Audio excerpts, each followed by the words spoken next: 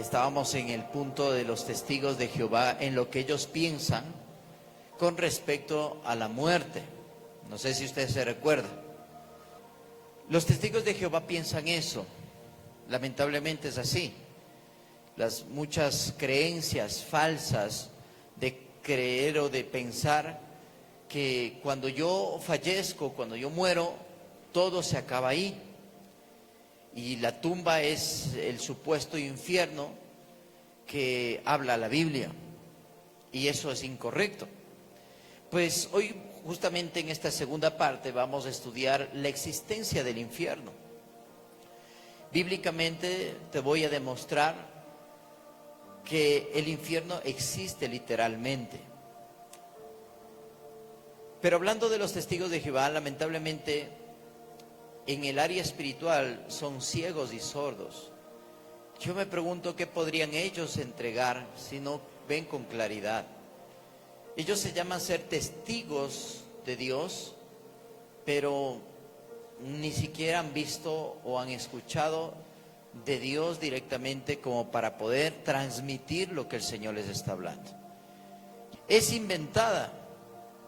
¿Por qué? Porque a veces la gente prefiere coger de las Escrituras lo que les conviene para justificar su pecado. Porque es fácil decir, no existe el infierno, porque imagínense, y ya vamos a ver eso más adelante, ¿qué sucedería si no existiera el infierno? Sin embargo, los primeros en ir al infierno van a ser los incrédulos. Es decir, que la gente que no cree en el infierno, no se preocupe, tarde o temprano va a creer. Porque el infierno no está lleno de incrédulos. El infierno está lleno de aquellos que creyeron, pero ya fue tarde. ¿Sí o no?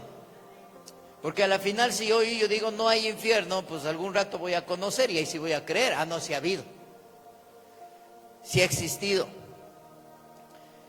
Y espero que ese no sea su caso, porque incluso hay gente católica que no cree en el infierno, y ese es ser un mal católico, porque los mismos católicos en las Escrituras menciona sobre el infierno. Entonces una persona que dice ser católica y no cree en el infierno es un mal católico. Y así debe de haber cristianos también. Gente cristiana que dice, no, yo también no creo que el infierno exista. ¿Por qué? Ponen la excusa, es que Dios es amor. Dios no creo que haya creado el infierno, porque Dios es amor. Pero no se da cuenta que el amor jamás va a ocultar la verdad. El amor jamás va a distorsionar la justicia. Tanto la verdad como la justicia va llevado de la mano junto al amor. Por eso el padre que ama a su hijo le corrige. No puede decir, es que no, mi papá me ama tanto que él no me va a pegar, no me va a hablar.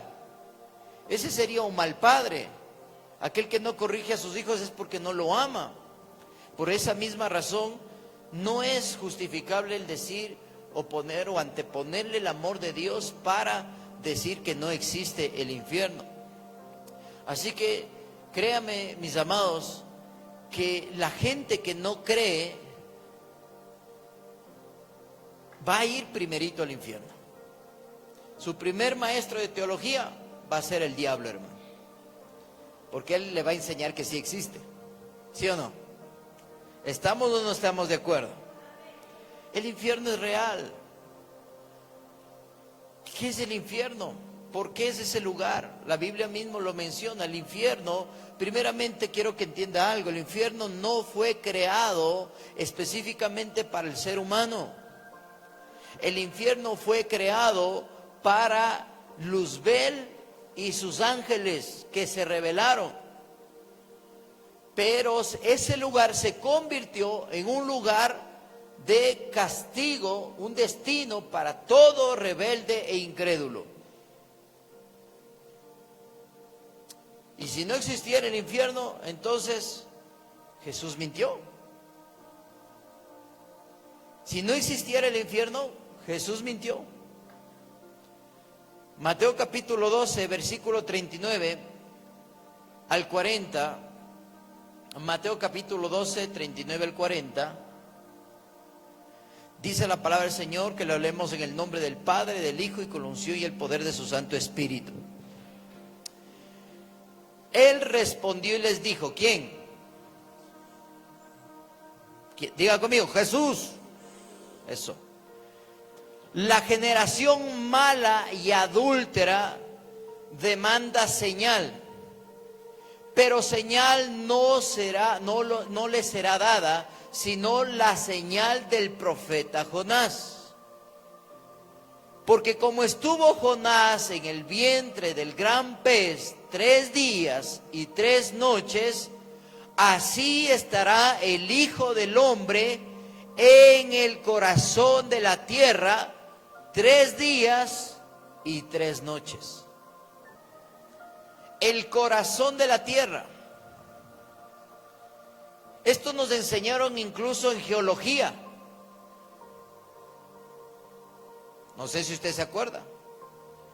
Las partes que están divididas la tierra y todo lo demás, eso lo vamos a ver un poquito más adelante.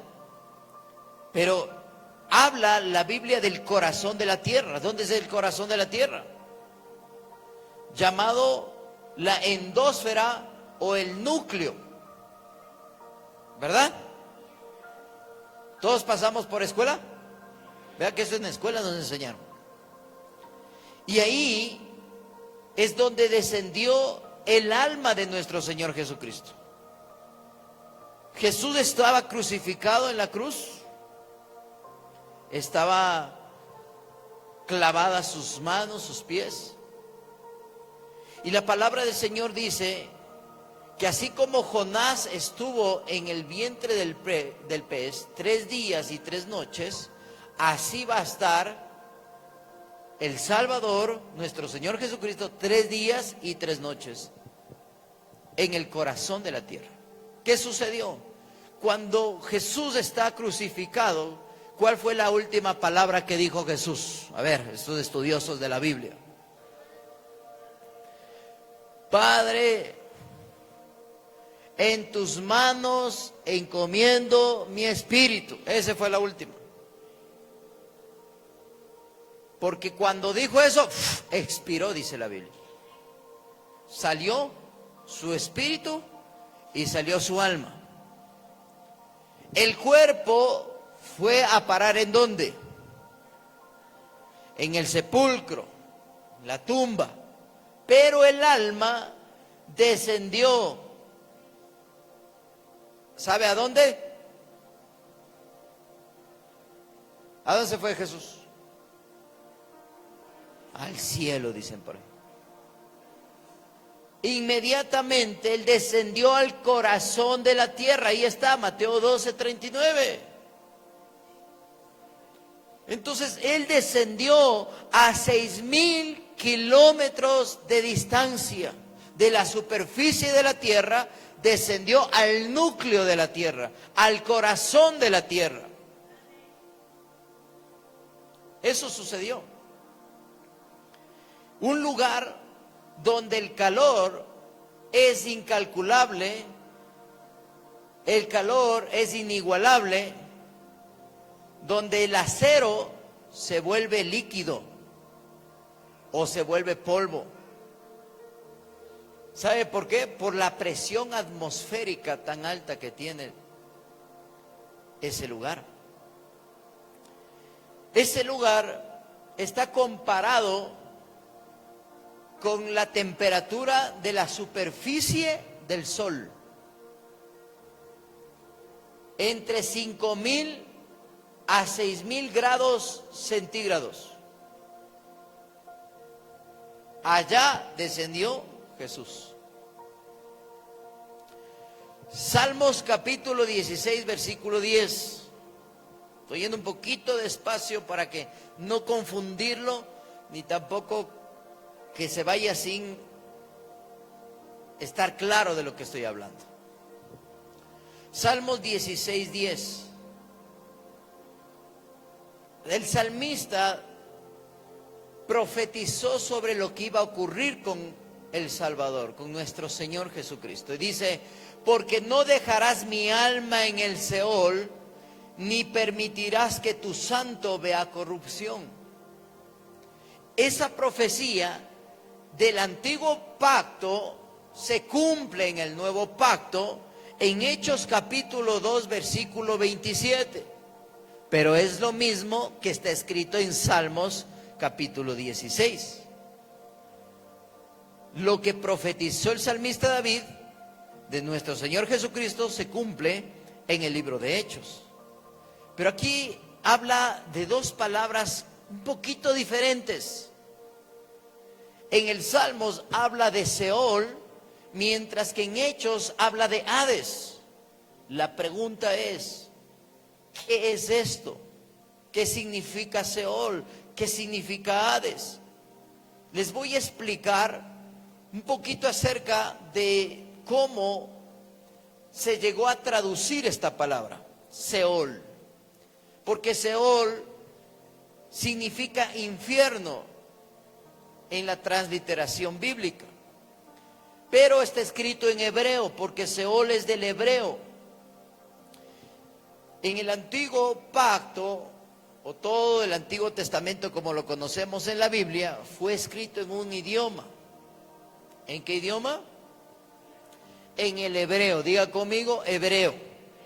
Entonces, para usted entender muy bien las Escrituras, usted tiene que conocer un poquito de dónde provienen las palabras. No es simplemente de leer por leer. Por eso alguna vez le comenté y vuelvo a repetir, la Biblia no se lee como cualquier libro. La Biblia no se lo lee como el periódico, como el Condorito, como la revista. La Biblia es un libro santo. Es un libro sagrado y se necesita tener discernimiento espiritual para poder entender. Porque el error de muchos es haber querido entender la Biblia a su manera, y por eso existen varias teologías, creencias, varias interpretaciones que no tienen nada que ver con lo que Dios quiere decir. Y es ahí donde nacen las sectas, las religiones. Por eso los testigos de Jehová tienen otro concepto de Seol. Y por eso quiero explicarte muy bien, para que estés seguro y segura de lo que vamos a hablar y de lo que la Biblia dice, de tal forma que cuando te vengan a visitar a tu casita, ¿quiénes? Los testigos de Jehová, no te confundan. La Biblia es clara al mencionar que tengas cuidado de la doctrina que tú escuchas. Y por eso el Señor quiere que crezcamos de la estatura de Cristo y tenemos suficiente madurez para que no nos dejemos llevar por cualquier viento de doctrina. Hay gente que no tiene conocimiento y por eso después viene confundido, pastor, pero es que a mí me enseñaron que esto es así. Por eso lea, estudie, medite bien lo que la palabra del Señor dice. Miren, esta palabra Seol tuvo grandes problemas al momento de traducirse. Y algunos tradujeron esta palabra como tumba. Por eso es que los testigos de Jehová se aferraron a esa traducción, pero no está bien, no es correcta esa traducción, porque necesitamos entender primero qué es lo que significa, de dónde viene su trasfondo y su raíz. El Seol, primeramente, es como un reino, es como una ciudad o como un país. Entonces, cuando tú entiendes qué es eso, entonces vamos más o menos meditando y viendo de dónde viene la raíz de esta palabra. Seol es, diga conmigo, una ciudad o un país, ya. Ciudad o país de los muertos, eso así se lo conoce, eso es el Seol. Seol es como un reino, es una ciudad, es como Quito, ¿ya? Pero es de los muertos. Y ese lugar es único, como cualquier otra ciudad, como cualquier país. Por ejemplo, yo no creo que haya dos Ecuadores, ¿o sí? O hay dos Quitos, o dos Guayaquiles, ¿no, verdad? Lo mismo, este es un lugar único, no existen dos. Entonces aquí viene la respuesta clara a la mala interpretación bíblica de tumba, porque en el hebreo Seol no permite plural, Seol es singular, es único, es uno solo. No puedes decir Seoles, no admite plural. Eso no existe. Así que esta palabra fue traducida al griego como Hades. Y te voy a explicar un poquito cómo fue traducido esto, porque en el año 200 antes de Cristo había un rey llamado Ptolomeo IV Filodelfo. Bonito nombre. Para su hijo está chéverísimo. Por primera vez, él envía a los judíos a traducir la Biblia en griego. Es la primera traducción que existió. Porque este hombre llamado Ptolomeo, este rey, tenía una biblioteca, era la más grande en ese tiempo en todo el mundo. Él tenía todos los libros habidos y por haber, pero solamente le faltaba un libro. ¿Cuál cree? La Biblia. Entonces él dice, ¿cómo es posible que en mi biblioteca me falte uno de los libros más importantes de estos tiempos? Entonces manda a traer a 70 judíos a Alejandría, en Egipto. Y cuando ellos vienen, estos 70 sabios judíos vinieron con el propósito de traducir al griego la palabra de Dios. Por eso a esta primera traducción se lo conoce como la Septuaginta, porque vienen de 70 judíos que tradujeron. ¿Y qué pasa con estos 70 judíos? Les pusieron a cada uno en un cuarto diferente, en una habitación diferente. Los esparcieron de uno a otro lado, que no estén juntos ninguno de ellos. Entonces les dijeron, tradúzcame, los 70 me van a traducir la Biblia, de ese idioma hebreo me van a traducir al griego. ¿Qué sucedió ahí? Cuando llegaron estos a la ciudad de Alejandría, se ponen a traducir todos, y todos, y aquí viene el milagro que sucede, hermano, porque ese día sucedió un milagro grandioso y poderoso. ¿Sabe cuál fue el milagro? Es que cuando terminaron los 70 de escribir, todos tradujeron de la misma manera. Eso es imposible humanamente. Eso es totalmente imposible. Es como por yo ponerte a traducir a ti, a ver, tradúceme este párrafo en portugués y cojo a todos ustedes como iglesia y les pongo a cada uno en un cuarto y les pongo a traducir. Cuando terminen de traducir va a haber, ¿cuántos estaremos aquí? Unas 100 personas. Habrán 100 traducciones diferentes. Porque nunca va a ser igual. Cada uno tiene su perspectiva, su forma, todo. Pero estos 70 tradujeron exactamente igual. Y ese fue un milagro poderoso. ¿Sabe por qué? Porque Dios les había dado sabiduría a los 70. Dios les dio revelación a los 70. Y de lo mismo, por eso la Biblia es inspirada por Dios. Humanamente eso es imposible, por eso el Señor les inspira a los 70 de la misma forma y les dice, esto significa y esto es lo que yo quiero decir. ¿Por qué? Porque Dios tenía un propósito para que usted y yo hoy tengamos la palabra de Dios en nuestras manos. Tenía que ser literalmente bien traducido. ¿Por qué? Pero a la hora de traducir, se les presentó un problema, un pequeñito problema. Pregúnteme, ¿cuál problema, pastor? Es justo con esta palabra Seol. Pero, pastor, ¿por qué problema? Porque como los griegos eran paganos, eran idólatras. Ellos a la muerte lo tenían como un Dios. ¿Cómo le dices a alguien que le tiene como Dios a la muerte que el infierno es la muerte? ¿Me explico? ¿Cómo le explicas que el castigo de los rebeldes es su Dios?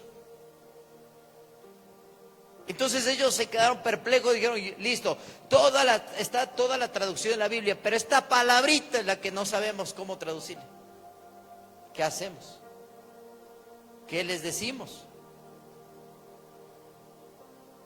Y saben, la muerte para los griegos tenía un nombre. El Dios de ellos, el Dios de la muerte para ellos era Hades. Y ahora, porque miren, mis amados, amada iglesia, lo difícil no es traducir palabras. Lo difícil son traducir ideas y conceptos. Por eso hasta el día de hoy hay divisiones. Por eso hay discusiones. Por eso hay guerras, hermano. Por eso la iglesia cristiana hasta el día de hoy no puede unirse. Porque el hombre, en vez de buscar de Dios y la sabiduría de Dios, el discernimiento del Espíritu Santo, trata siempre de interpretar a su manera. Por eso, la muerte para los judíos, en cambio, ellos tenían otra idea de la muerte, ¿sí o no? Como nosotros. ¿Qué idea tú tienes de la muerte? Separación, tristeza, sufrimiento, oscuridad. Mientras que para los mexicanos, ¿qué es ahora? Fiesta, su Dios, celebración. ¿Se da cuenta? Entonces, son pensamientos que van a chocar. Si usted le mandan a predicar en México y usted se va ahorita a hablar de la muerte, que el Señor le acompañe, hermano. De otra forma no sale vivo de ahí. Entonces lo mismo les pasaba a los judíos al momento de traducir esta palabra.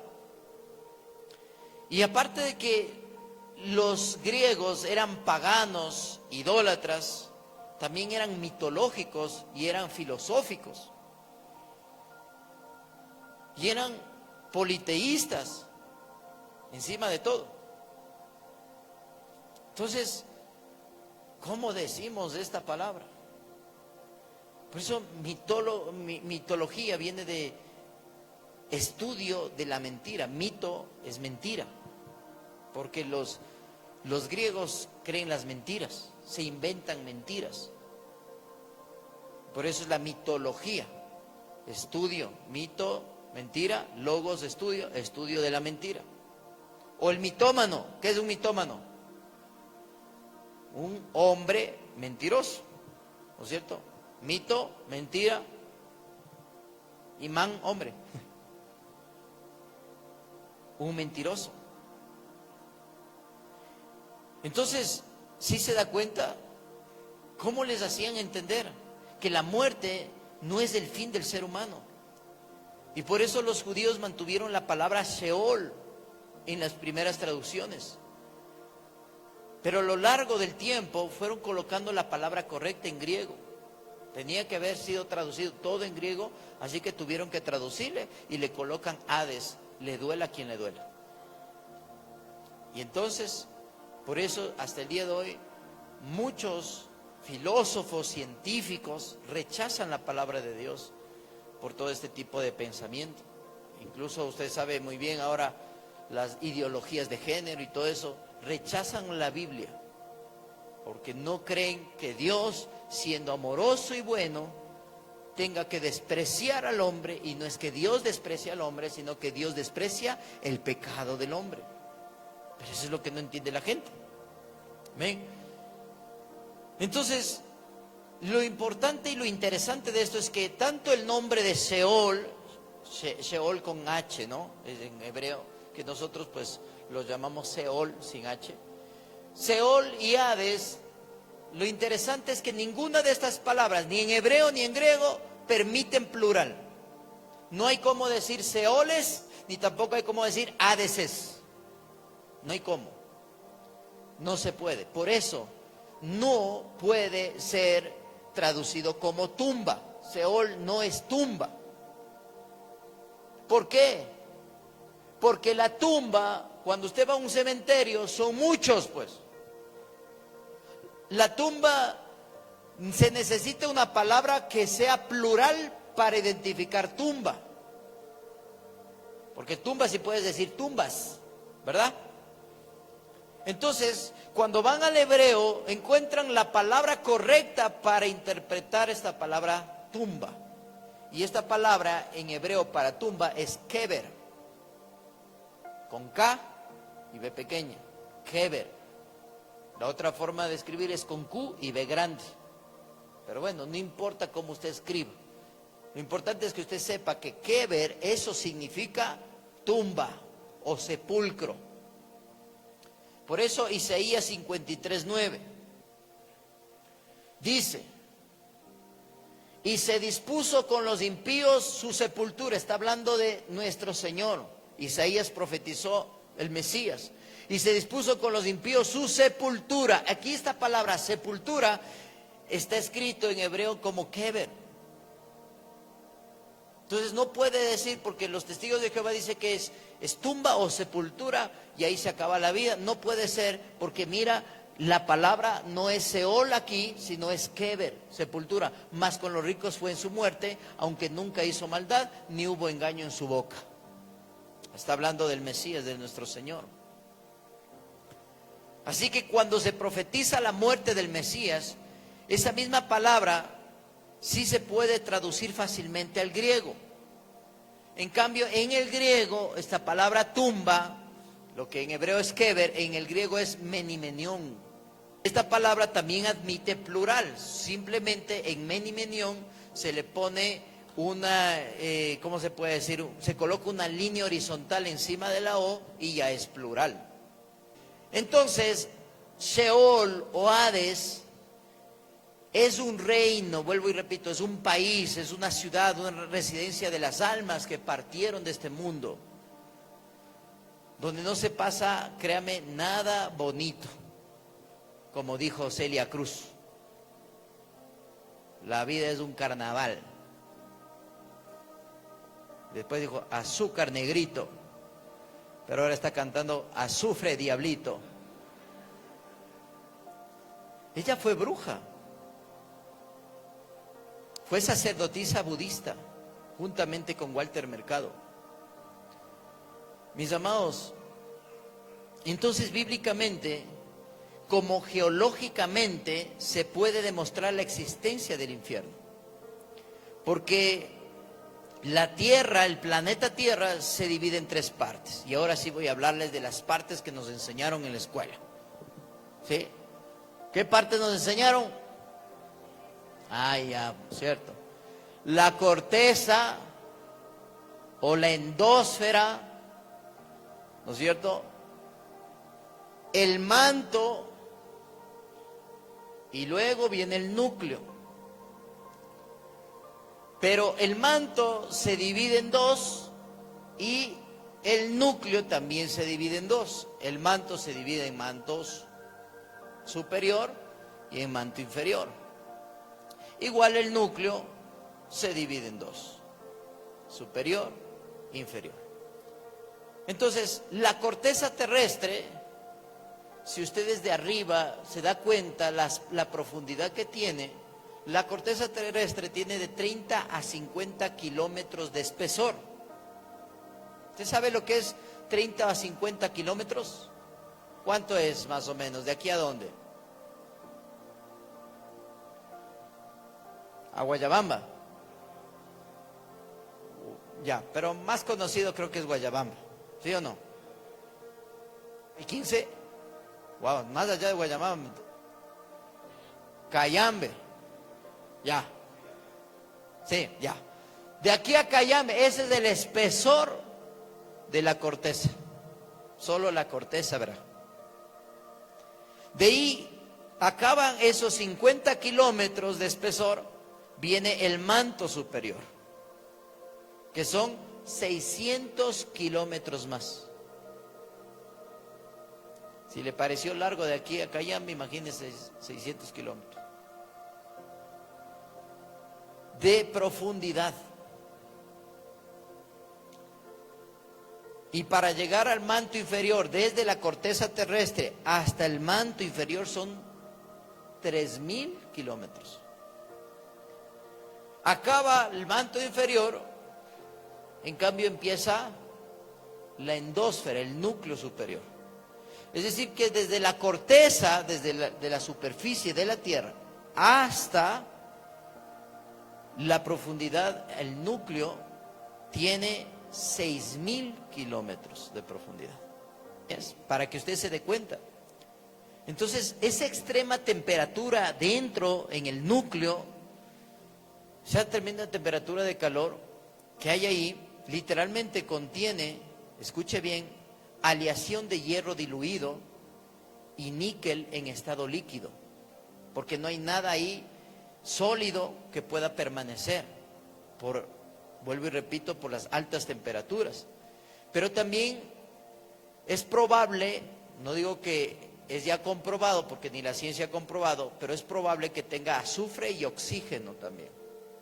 Pero miren, de todo lo que yo les estoy hablando, habla la Biblia. No es que el pastor se inventó. Ay, qué bonito como el pastor. Pero ¿dónde está en la Biblia? Pues en la Biblia. Job lo dijo. Job capítulo 28, versículo 5.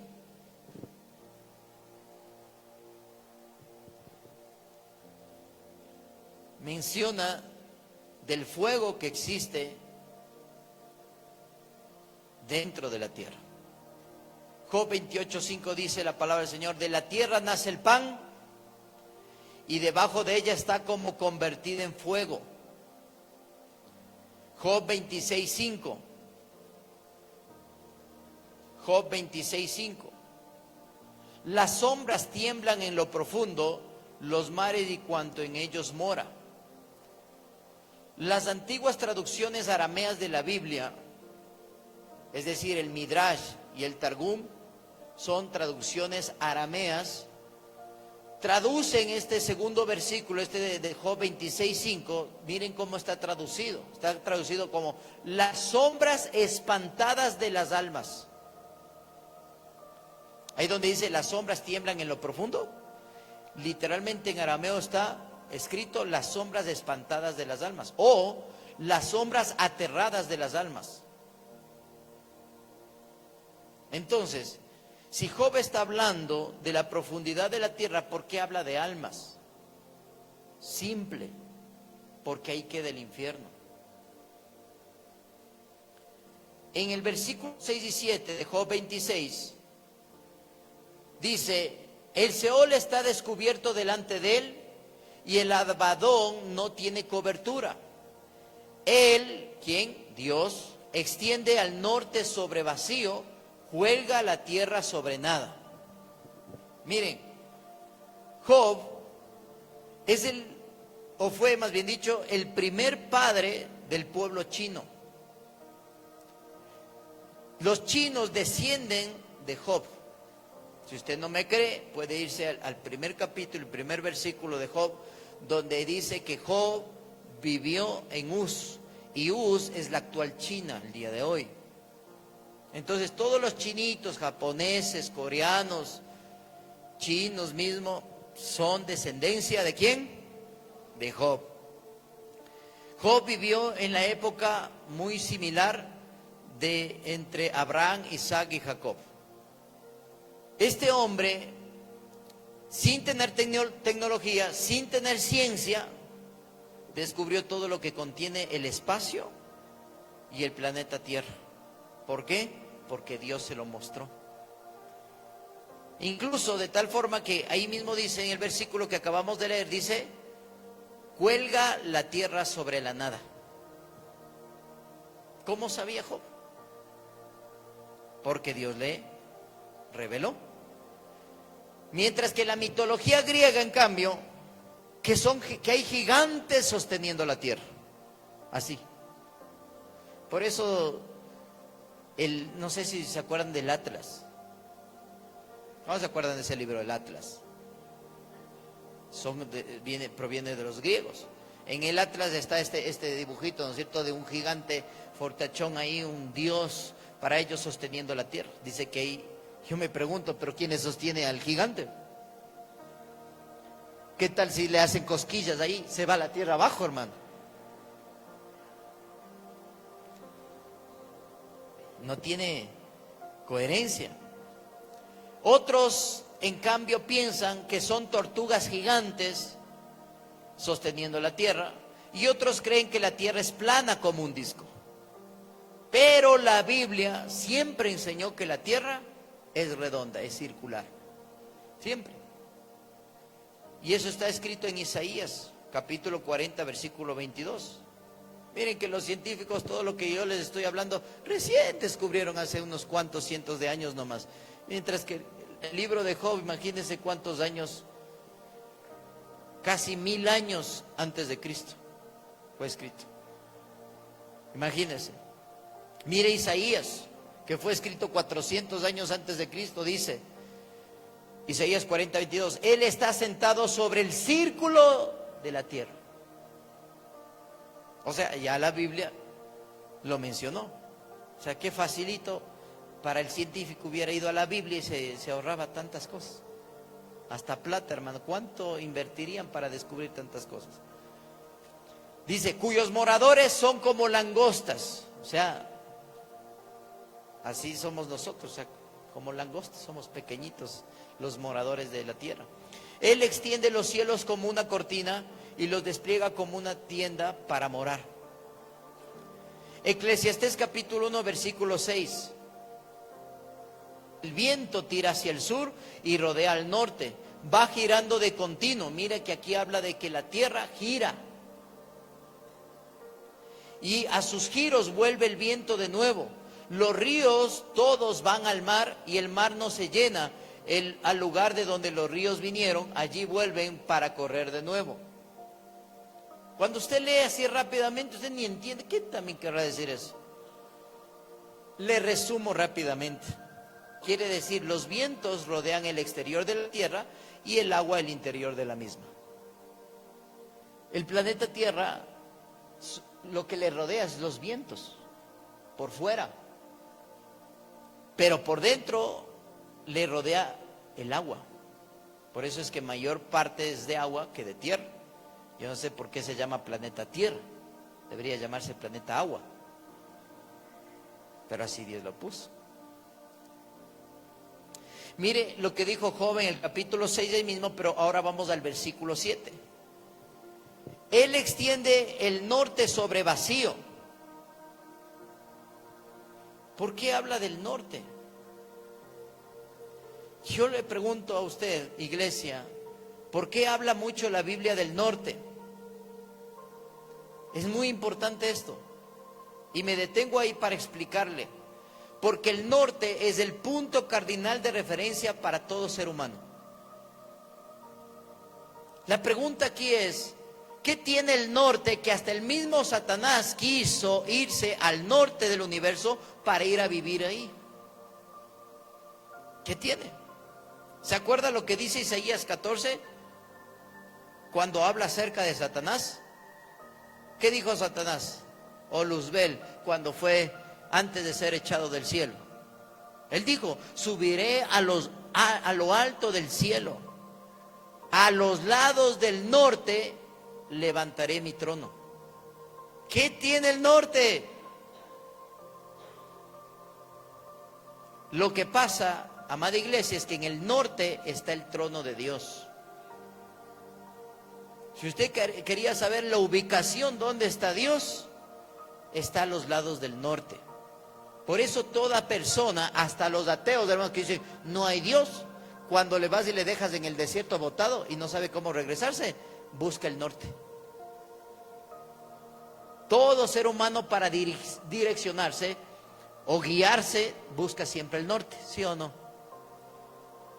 Por eso, mi amado, mi amada, si usted se pierde algún rato, busca el norte. Todos buscan el norte para salir de donde está perdido. Por eso incluso hasta los chinitos crearon la brújula, pues. ¿Para qué? Para que apuntara hacia el norte. Por eso mientras los ateos creen que no hay Dios, y lo que dice el salmista, que todo aquel que hay Dios es necio. Porque hasta el mismo ateo cuando se pierde busca a Dios. ¿Se da cuenta? Buscan el norte. Inconscientemente, pero buscan a Dios.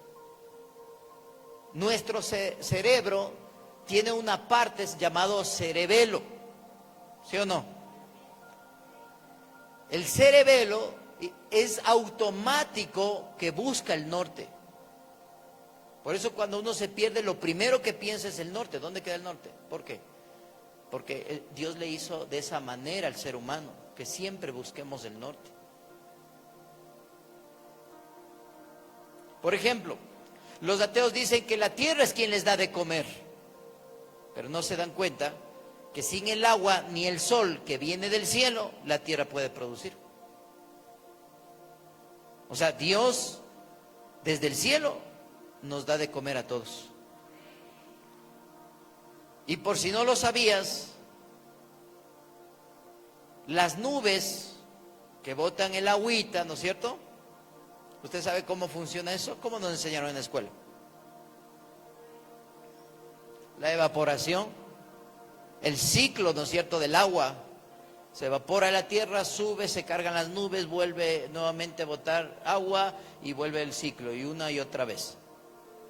Pero eso no es una verdad completa.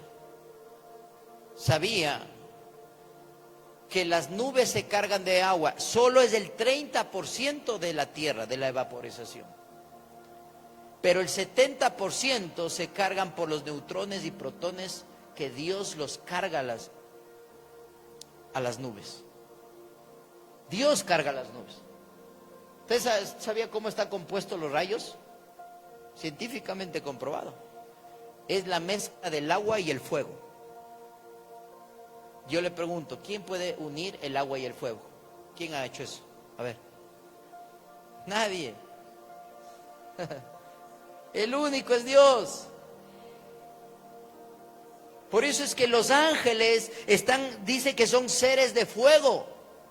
¿Sabían que hay una raza de ángeles que es compuesto de agua y fuego? Dios los creó así. Solo Dios puede hacer eso, mis amados. Y si Dios no está, ¿quién le da de comer o quién produce agua para que dé de comer la tierra? No hay. Por eso es Dios quien hace todas las cosas. Y Job menciona todo esto. Incluso la presión atmosférica está mencionada en Job. En la casita lea Job 26, Job 28 y Job 37. Habla exactamente de la presión atmosférica, habla de cómo es el ciclo del agua, habla del depósito del viento. Los vientos, ¿de dónde cree que vienen? La Biblia en Job dice que en el cielo el Señor tiene depósitos de agua y depósitos de viento. O sea, cuando el Señor quiere, dice, sáqueme unos no sé cuántos litros de agua y lléneme en esas nubes. O boten el viento que está ahí. De ahí viene. Todo lo hace Dios. Todo ya está escrito. Bien dijo Isaac Newton, un poco de ciencia nos aleja más de Dios, pero mucha ciencia nos acerca más a Él. Porque la ciencia y la fe no pueden ser contradictorias.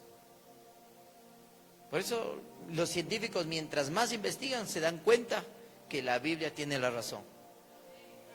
Pero lo ocultan porque no quieren salir en la televisión diciendo que Dios existe y que Dios tiene la razón de todo. No.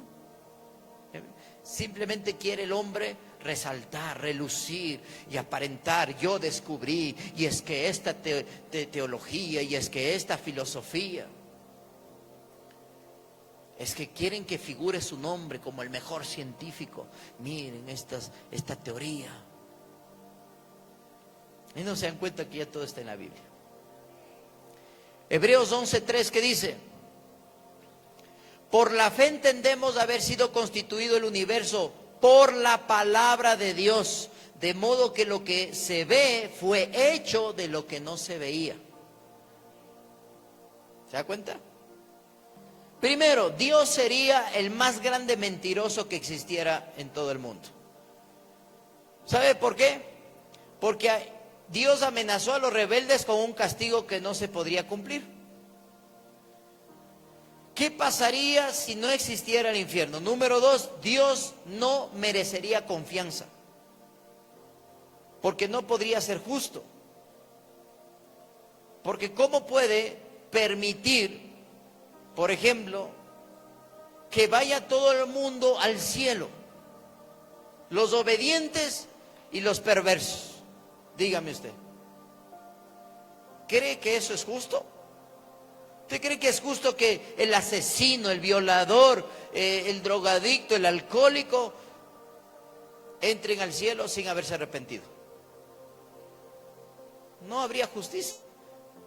¿Se da cuenta? Entonces Dios no merecería confianza. Entonces yo solamente me pregunto esto y yo le diría a un testigo de Jehová, ¿cómo usted cree que todos morimos, se acabó todo ahí? Otros en cambio dicen que todos vamos a ir al cielo. Eso sería ridículo. Número tres, la tercera razón, si no existiera el infierno, la Biblia no sería la palabra de Dios, pues. Porque más de 2000 veces la Biblia habla de la condenación y el tormento. Más de 2000 veces. Cuarto, Jesús habló más del infierno y el del lago de fuego que del mismo cielo.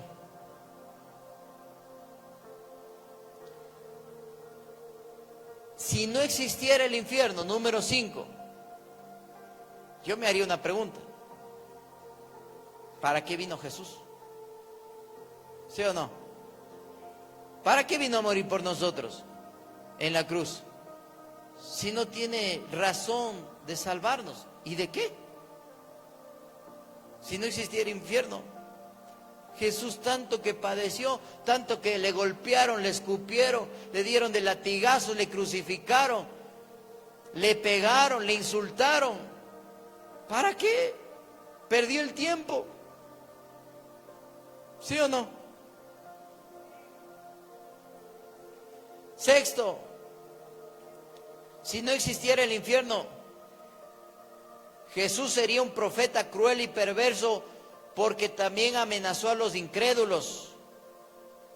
Bien dijo Jesús, el que creyere será salvo, pero el que no creyere será condenado. Ahí está, Jesús lo dijo. Pero si no hubiera infierno, entonces ¿qué estuvo mintiendo? Séptima razón, si es que no existiera el infierno, iglesia, ¿para qué vivir en santidad? ¿Para qué vienen a la iglesia? Vámonos a chupar todos. Vamos a hacer lo que nos da la gana. ¿Sí o no? Que viva la fiesta. El infierno es necesario, amada iglesia, y es bueno que haya y que exista para nosotros. ¿Sabe para qué? Para que entremos en conciencia y nos esforcemos por mantenernos firmes, viviendo en santidad y complaciéndole al Señor, agradándole a Él. Dios quiere que nos esforcemos por agradarle. Él anhela que nosotros tomemos la decisión de agradarle, de mantenernos firmes, de mantenernos fiel, de mantenernos leales a Él. Si no, ¿qué diferencia hay entre un cristiano y un incrédulo, un mundano? Dígame usted. Si soy un cristiano que tomo, que fumo, que me voy a bailar, que hablo malas palabras, ¿qué diferencia hay? Yo me pregunto eso. Para aquellos cristianos que dicen no pasa nada, ay, no hay que ser exagerados, ¿Qué más nos saben decir? Extremistas, ¿cómo? Fanáticos. Y no se dan cuenta que Cristo viene pronto y quiere buscar a una iglesia íntegra, sin mancha y sin arruga. Y número 8, si no existiera el infierno, entonces tampoco tendríamos el derecho de creer en el cielo. Pero usted y yo tenemos un Dios que no nos olvidó. Usted y yo tenemos un Creador que se preocupa por nosotros. Usted y yo tenemos un Padre amoroso que Él piensa en nosotros y Él vino a morir por nosotros para que nosotros podamos mantenernos fieles a Él hasta el final. El Señor dijo, persevera hasta el fin y obtendrás la corona de vida. ¿Cuántos dan gloria a Dios por eso?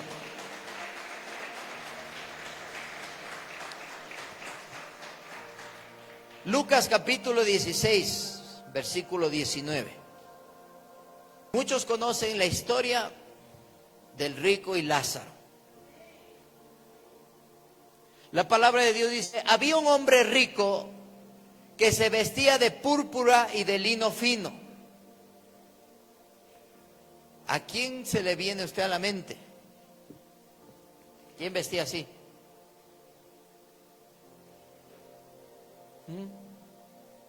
Los fariseos.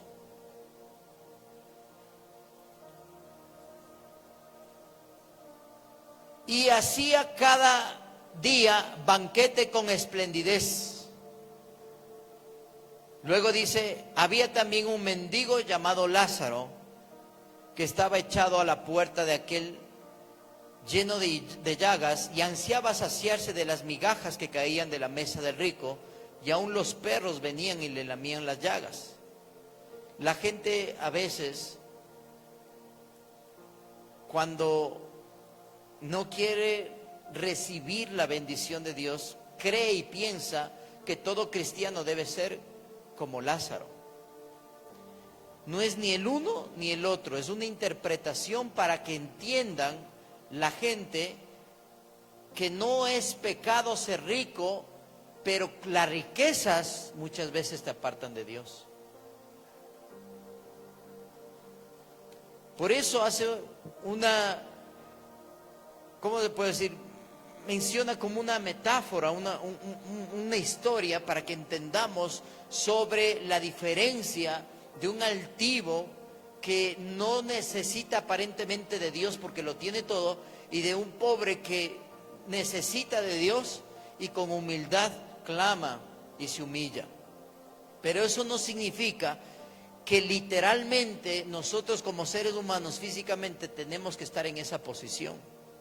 Jamás el deseo de Dios es que usted esté laceroso, con llagas, muerto de hambre, zarapastroso, maloliente en las calles. Ese es un verdadero cristiano. Jamás. Por eso tenga mucho cuidado de interpretar la palabra de Dios. Porque si fuese así, entonces ninguno de nosotros entráramos al reino de los cielos.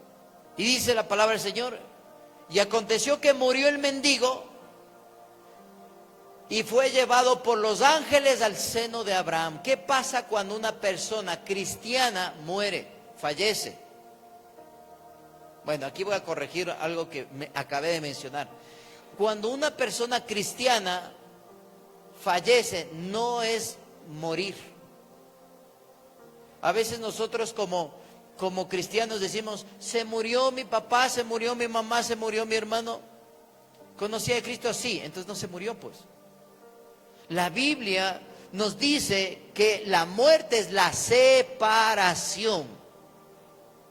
Primero, recuerde que la semana anterior hablé de Adán y Eva. Primero, ¿de qué se separaron? Primero se separaron de Dios y de ahí vino la muerte física. Es decir, que la muerte empieza primero por lo espiritual. Eso es muerte. Cuando tú te alejas de Dios, estás muriéndote. Pero cuando un cristiano parte de este mundo, fallece, no muere. Incluso el apóstol Pablo lo menciona, duermen. Porque nosotros no morimos, nosotros dormimos. Y eso dijo el Señor, háblense el uno al otro, ¿para qué? Para que se consuelen el uno con el otro.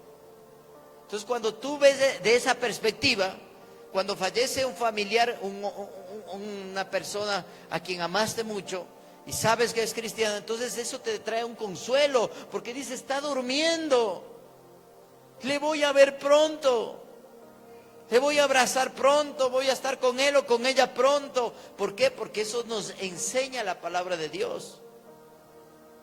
Amén. Más bien llore por los que mueren, pero no por los que fallecen. Alegraos, dice el Señor, porque pronto estaremos juntos. Se fue a la iglesia. Pero aquí miren, ¿a dónde va? Y aquí quiero también decirle algo. Cuando fallece una persona cristiana, ¿qué dice aquí? ¿Qué pasa? ¿Qué sucede? Aquí lo mencionó en los últimos versículos. ¿Ah? Dice que vienen los ángeles y te llevan. No es que usted fallece y ahí solito se va a ir. ¿Qué tal si se extravía por ahí? Ay, ¿dónde es el camino? Siempre cuando una persona cristiana, un hijo de Dios pero verdadero, no de los que dicen soy cristiano y tienen solo el título, sino un verdadero cristiano, un hijo de Dios que obedece a Dios, que vive en santidad, que vive en firmeza, que vive conforme a la voluntad de Dios, que hace lo que Dios le dice, esa persona cuando fallece vienen los ángeles y te llevan. Pero ¿qué pasa a lo contrario? Aquel que no obedeció, que es un rebelde, que hace lo que le da la gana, que hace lo que quiera. ¿Qué pasa ahí? Vienen los otros angelitos. Exacto. Entonces, miren, aquí dice que entonces, ¿a dónde fue? Aquí habla de un paraíso, ¿verdad? La Biblia habla de 3 paraísos. 3. Hay 3 paraísos que existen. Cambiémosle mi Jorgito. El paraíso terrenal, el paraíso subterráneo y el paraíso celestial. Hay 3 paraísos. ¿Cuál era el terrenal? Donde estuvo Adán y Eva. Primer paraíso, ese fue el terrenal. Hasta el día de hoy está el lugar geográfico donde fue el huerto del Edén, en el Medio Oriente. Pero ya no es como antes, pues ya no es como cuando le hizo a Adán y a Eva. ¿Qué sucedió? Cuando sale Adán y Eva de ese lugar por el pecado, ¿se acuerdan qué había en el huerto del Edén? ¿Qué había? Había el árbol de la vida. Cuando sale Adán y Eva del huerto del Edén, Dios lo transfiere, el árbol de la vida, a otro paraíso. Ya vamos a ver. ¿Cuál es el subterráneo? El subterráneo, debajo de la tierra, donde fue Jesús cuando murió en la cruz. Se llama el seno de Abraham. Ahí está mal escrito, Abraham, no han puesto ahí. Bueno. Pero no fueron logística, por si acaso, fue de mi parte pasado a logística, no me fijé en esa parte. ¿Sí? Es el seno de Abraham. Y aquí quiero explicarles un poquito sobre cómo estaba compuesto el Seol. El Seol, el lugar de los muertos, en la antigüedad, en el Antiguo Testamento, en el Antiguo Pacto, estaba dividido en el abismo o el Abadón y en el seno de Abraham. En el Seol se dividían esos dos y los separaba un abismo, los separaba el Abadón. ¿Sí? Entonces, ¿quiénes iban al seno de Abraham? Todos aquellos siervos de Dios del Antiguo Testamento. No podían ir al cielo. Ninguno en el Antiguo Testamento iba al cielo. Los únicos dos que fueron al cielo fueron Enoc y Elías. Y fueron con cuerpito completo. Todos iban al cielo. Pero la diferencia es que unos iban al abismo y los otros iban al seno de Abraham. ¿Por qué le llamaban seno de Abraham? Porque Abraham fue el primero en inaugurar ese lugar. Cuando Dios le escoge a él, le escogió para la nueva simiente. Entonces, por eso cuando él va allá, inaugura ese lugar, el seno de Abraham, y él lo recibía a todos los que creían en el Señor, los que vivían bajo la voluntad de Dios, los siervos de Dios, todos ellos iban al seno de Abraham. Abraham los recibía y los hacía descansar. Es un lugar de paz, un lugar de descanso en el Seol. Por eso Jesús fue allá. Y el número 3 es el paraíso celestial. Y el paraíso celestial es la nueva Jerusalén, donde usted y yo vamos a vivir. ¿Por cuánto tiempo? Por 1000 años nada más.